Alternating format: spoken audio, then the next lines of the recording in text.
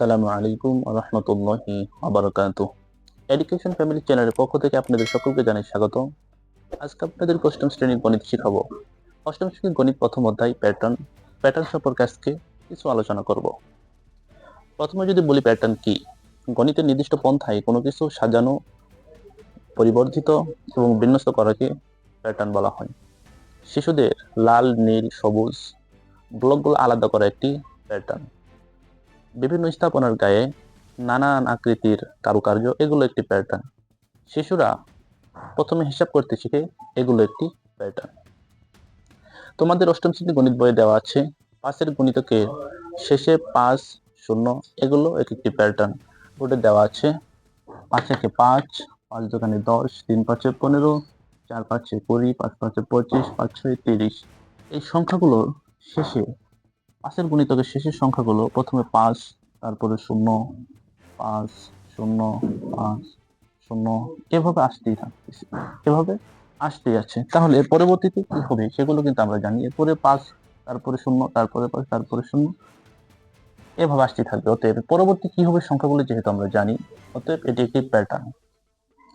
বিভিন্ন অবজেক্টিভ আসে 5-এর গুণিতকের শেষে 5, 0, এগুলো প্যাটার্ন কিনা আমরা বলে দিব এগুলো প্যাটার্ন।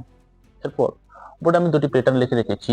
প্রথম প্যাটার্নের দিকে আমরা যদি লক্ষ্য করি তাহলে দেখতে পারবো এর ব্যবধানগুলো কত। প্রথমে 5 থেকে 1 বাদ দিলে 4, 9 থেকে 5 বিয়োগ দিলে 4, 13 থেকে 9 বিয়োগ দিলে 4, 17 থেকে 13 বিয়োগ দিলে 4। তাহলে এই সংখ্যাগুলো, দুটি সংখ্যার মাঝে প্রত্যেকবার পার্থক্য হচ্ছে 4। এর পরবর্তীতে কি সংখ্যা হবে সেগুলো কিন্তু আমরা বলতে পারি। এর পরবর্তীতে যে সংখ্যাগুলো হবে প্রত্যেকটি সংখ্যার ব্যবধান 4 হবে। এরপর দ্বিতীয় উদাহরণে যদি আমরা আসি তাহলে দেখতে পারবো প্রথমে 2, তারপরে 4, তারপরে 8, তারপরে 16, 32, 64। গভীরভাবে যদি লক্ষ্য করি তাহলে বিশেষত আমরা দেখতে পারবো সেটি হচ্ছে প্রথমে 2, 2 এর দ্বিগুণ হচ্ছে 4, 4 এর দ্বিগুণ হচ্ছে 8, 8 এর দ্বিগুণ হচ্ছে 16, 16 এর দ্বিগুণ 32, 32 এর দ্বিগুণ 64। এর পরবর্তীতে যে সংখ্যাগুলো হবে সেগুলো পূর্ববর্তী সংখ্যার দ্বিগুণ হবে। তোমাদের বইয়ে প্রথমে টাইলসি চিত্র দেওয়া আছে, এই টাইলসি চিত্র কিন্তু একটি প্যাটার্ন। এরপর দ্বিতীয় চিত্র দেওয়া আছে 1, 1, 1, 1 আর 1 2, 1, 1, 2 আর 1 3, 2 আর 1 3, 1, 1।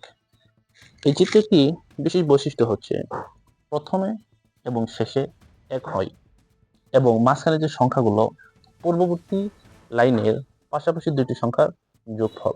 এর পরবর্তীতে যে সংখ্যাগুলো আসবে এগুলো আমরা জানি। অতএব এটি হলো একটি প্যাটার্ন।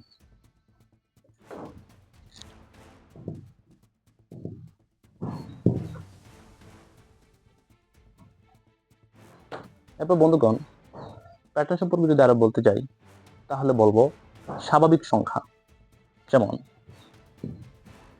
1, 2, 3, 4 ইত্যাদি সংখ্যাগুলো হলো একটি প্যাটার্ন। স্বাভাবিক সংখ্যা কাকে বলে? 0 থেকে বড় সকল ধনাত্মক সংখ্যা হলো স্বাভাবিক সংখ্যা। 0 একের পূর্বে সংখ্যা হলো 0, 0 পূর্বে সংখ্যা হলো -1, -1 এর পূর্বে সংখ্যা হলো -2। এখানে একটি তথ্য দিয়ে রাখি, সেটি হচ্ছে 0 অপেক্ষা বড় সকল ধনাত্মক সংখ্যা হলো স্বাভাবিক সংখ্যা, 0 অপেক্ষা ছোট সকল সংখ্যা হলো ঋণাত্মক সংখ্যা। তাহলে প্রশ্ন হচ্ছে 0টি কি? 0 হচ্ছে অঋণাত্মক সংখ্যা। 0 থেকে ছোট সকল সংখ্যা ঋণাত্মক, 0 থেকে সকল বড় সংখ্যা ধনাত্মক এবং 0 হচ্ছে অঋণাত্মক সংখ্যা।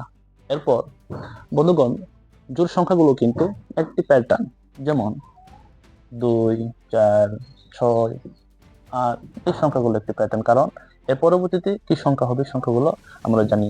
এরপর যদি বলি বিজোড় সংখ্যা 1, 3, 5, 7 এই সংখ্যাগুলো একটি প্যাটার্ন, কারণ এরপরে কি সংখ্যা হবে এগুলো আমরা জানি। এরপর হবে 9, 11, এভাবে বিজোড় সংখ্যা হতেই থাকবে।